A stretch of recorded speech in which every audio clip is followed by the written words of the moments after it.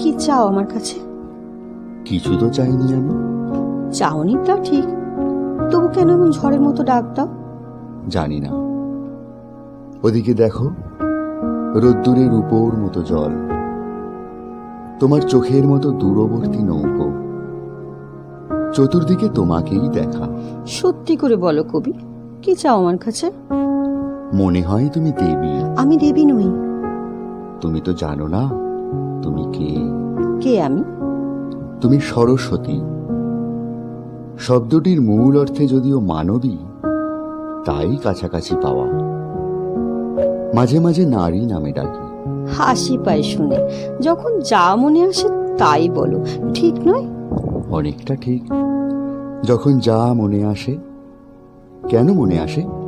কি চাও বলো, বলো তো সত্যি, কথা ঘুরিও না। আশীর্বাদ। আশীর্বাদ? আমার, না সত্যি যিনি দেবী? তুমি তো সেই। টেবিলের ওই পাশে ফিকে লাল শাড়ি, আঙুলে ছোঁয়ানো থুতনি। উঠে এসো, আশীর্বাদ দাও। মাথার ওপরে রাখো হাত। আশীর্বাদে আশীর্বাদে আমাকে পাগল করে তোলো। খিমচে ধরো চুল, আমার কপালে নখ দিয়ে চিড়ে দাও। যথেষ্ট পাগল আছো, আরো হতে চাও বুঝি? তোমাকে দেখলেই শুধু এরকম, নয়তো কেমন শান্তশিষ্ট। না দেখাই ভালো, তবে তাই নয়? ভালো মন্দ জেনে শুনে যদি এ জীবন কাটাতুম, তবে সে জীবন ছিল শালিকের, দোয়েলের, বনবিড়ালের, কিংবা মহাত্মা গান্ধীর। ইরি ধানে ধানের পোকায় যে জীবন। যে জীবন মানুষের। আমি কি মানুষ নাকি? ছিলাম মানুষ বটে, তোমাকে দেখার আগে। তুমি সোজাসুজি তাকাও চোখের দিকে, অনেকক্ষণ চেয়ে থাকো, পলক পড়ে না। কি দেখো এমন করে?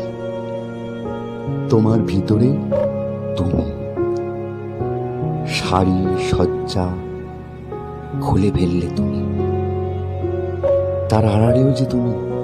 সে কি সত্যি আমি, না তোমার কল্পনা? শোনকো কি, এইমাত্র দেবী বললে। একই কথা। কল্পনা আধার যিনি, তিনি দেবী। তুই সেই নীরা, তোর কাছে আশীর্বাদ চাই। সে আর এমন কি শক্ত, এক্ষুনি তো দিতে পারি। তোমার অনেক আছে, কণা মাত্র দাও। কি আছে আমার, জানি না তো। তুমি আছো, তুমি আছো।